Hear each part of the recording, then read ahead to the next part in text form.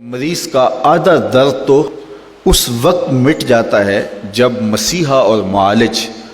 اس کو شفقت کے ساتھ بٹھاتا ہے اور پورے درک کے ساتھ، پوری محبت کے ساتھ اور پوری دلجوئی کے ساتھ اس کی بات سنتا ہے۔ اگرچہ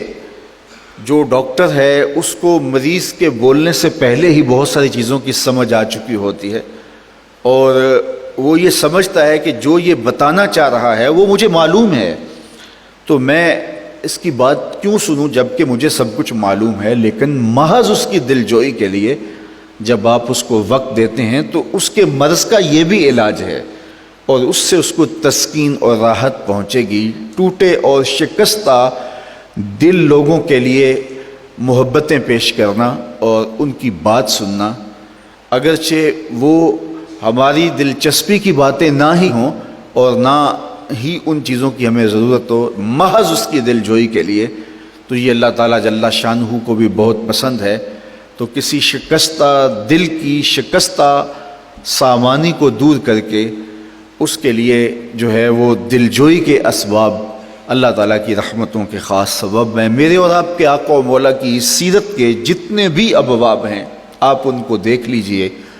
آپ کو نمایاں طور پہ یہ بات ملے گی کہ حضور علیہ الصلوۃ والسلام نے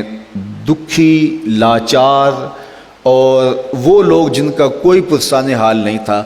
ان کے سروں پہ شفقت کا ہاتھ رکھا۔ انسانی زندگی کے اندر ایمان، محبت اور احساس، یہ تین چیزیں ہیں۔ اگر تین چیزیں انسانی زندگی میں شامل ہو جائیں تو پھر وہ زندگی کا جمال حاصل کر لیتا ہے اور زندگی کا نور پا لیتا ہے۔ اور اگر زندگی میں احساس، محبت اور ایمان کی دولت نہیں ہے تو تمام تر صلاحیتوں، تمام تر آسودگیوں کے باوصف انسان انسانی جوہر سے خالی اور انسانی نور سے محروم ہے۔ اس لیے حضور کی سیرت کا یہ پہلو خاص طور پہ قابل توجہ ہے کہ ہم اپنے معاشرے کے ان لوگوں کے درد بانٹیں جو بیچارے ناآسودہ ہیں، جو دکھی ہیں۔ بعض اوقات میرے اور آپ کے دو بول کسی کے دکھ کو مٹا دیتے ہیں اور کسی کی تکلیف کو، غم کو غلط کر دیتے ہیں، تو ہمارے دو بول بولنے سے، ہمارے لہجے کی نرمی سے، ہماری دلجوئی سے